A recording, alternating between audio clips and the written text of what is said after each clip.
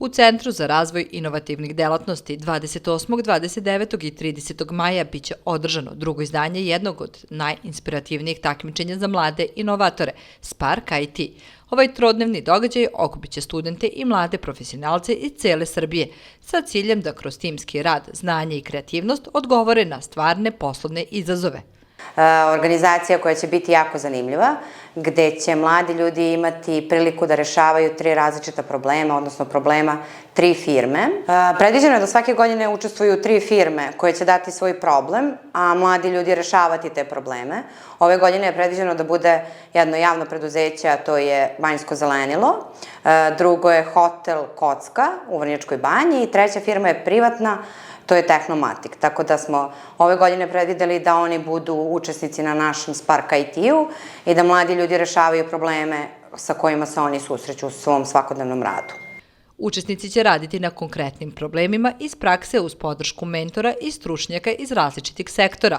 Spark IT takmičenje ne samo da pruža priliku za sticanje praktičnog iskustva i razvijanje inovativnih rešenja, već podstiče i saradnju, preduzetništvo i umrežavanje. Nisu nam zatvorene prijave, imamo već poprilično puno prijavljenih mladih ljudi, ali nismo zatvorili jer planiramo da nam se prijavi što više mladih ljudi još u ovih nedelju dana koje nam je ostalo pred samo takmičenje.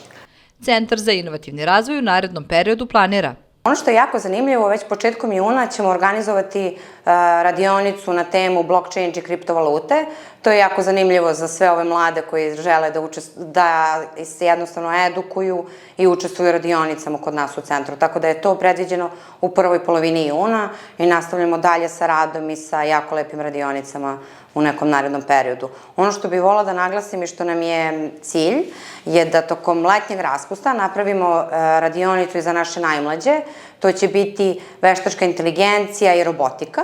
To je predviđeno da bude jun i jul za baš najmlađe, što je 6., 7. i 8. razred. To nam je u planu da radimo tokom leta, da se posvetimo i njima i da njih već uvodimo u ovaj naš posao koji mi sada radimo. Za najbolje timove na takmičenju Spark IT u Centru za razvoj inovativnih delatnosti biće obezbeđene vredne nagrade i priznanja, dok svi učesnici stiču neprocenljivo iskustvo i kontakte sa predstavnicima kompanija i zajednice inovatora.